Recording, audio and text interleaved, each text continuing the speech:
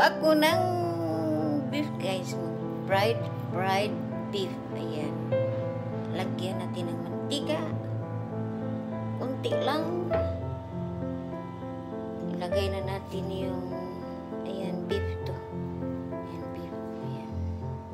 Ito ang lunch ko. Dami ano. Ayan. Sabi kasi ni madam na lutuin ko daw ito lunch. Tinubusin ko. Ayan. Okay ko na.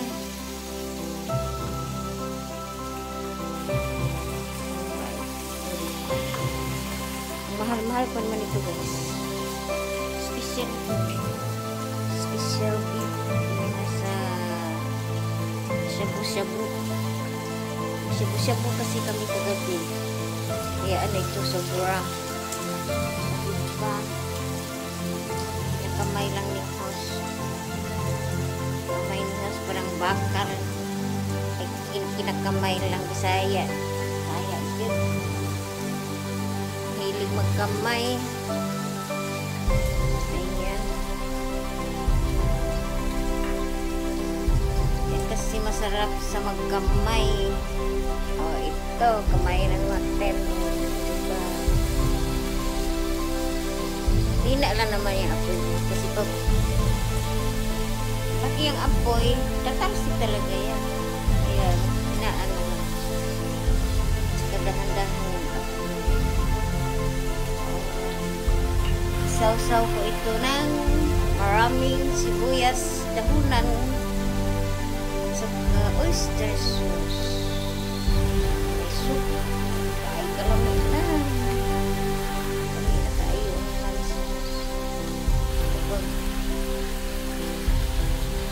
Hindi ako sinabihan guys. Kapag hindi sinabi sa akin na yan ang ulam mo, hindi din ako gagalaw. Mag-ulam lang ako ng gulay. Nasanay naman tayo sa simpleng buhay sa probinsya. Maski mag-ulam lang tayo ng asin, okay na. O diba? Ang importante buhay sa mundo. Maano lang yung gutom natin magluto. Ayan. Dahan-dahan na lang. Ako ito si ayan, dahan-dahan.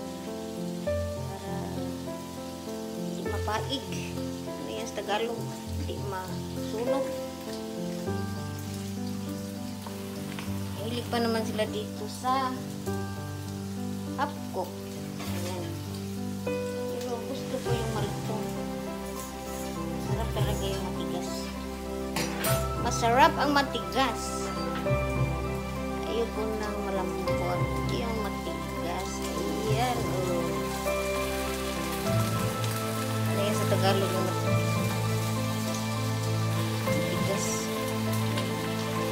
Crispy ba?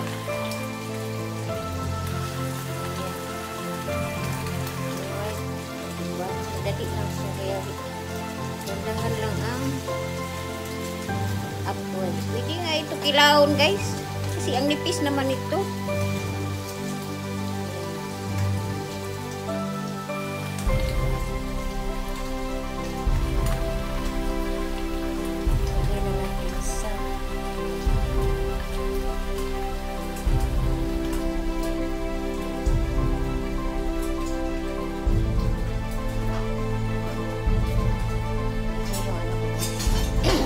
Yung pananghalian ko.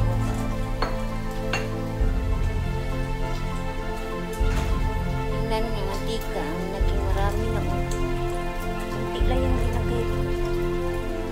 Marami na.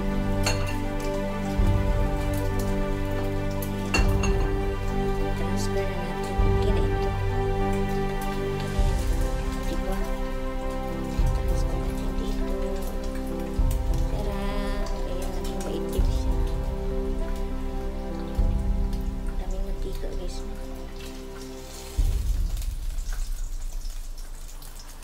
Imported ang mga ano dito guys, mga beef.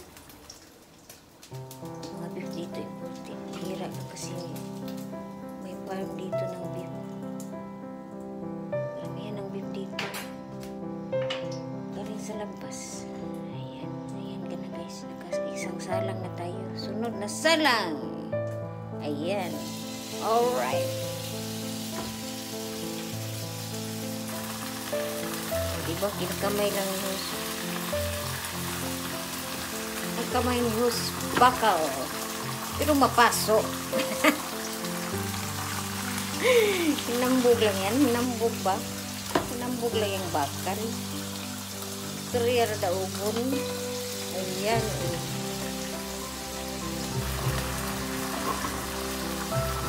Ang lunch ko guys, palaging late kasi late din akong magising. Magising ako alas 11 na. Kaya ang almusal ko alas 12. Ang panangalian ko alas 3.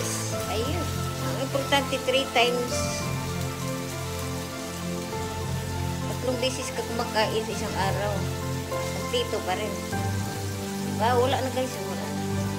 Wala na siya. Wala na. Yung parte dito.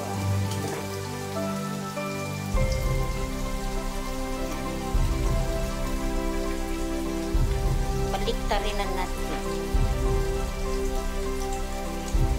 Diba? Ang bilis lang. Parang 1 minute lang.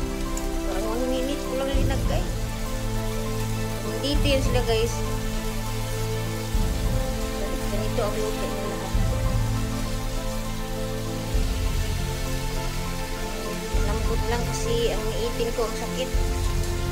Hindi tayo magkit-kit ng bigas. Lagasan na yung ipin ko.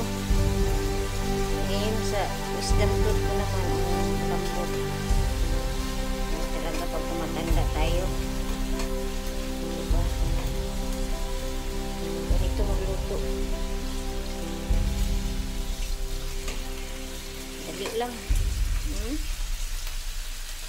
Hindi ba?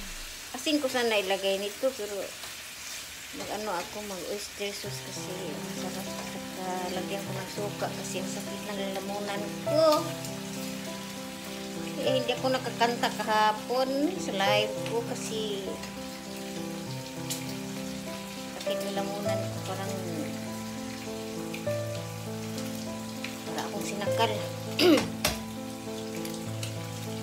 Guys, ang itim niya.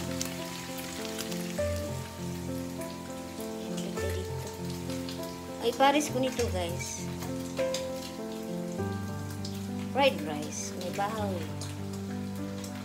Dali, hindi pa yan okay.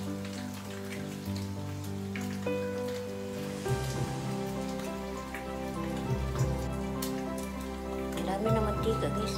Kunin na natin. Ayan, ayan. Umiitim na siya. Ba, ilipat natin dito. Okay na yan. It's okay. It's alright. Patuloy natin yung mantika. Yung mantika guys, yan mo yan sa fried rice. Fried rice. Para hindi masayang. Ma-recycle naman natin yung dapat i-recycle kasi para tapon. Sarap naman ito kasi baka naman ito beef. Ayan, wala na. Lagyan natin ng itlog.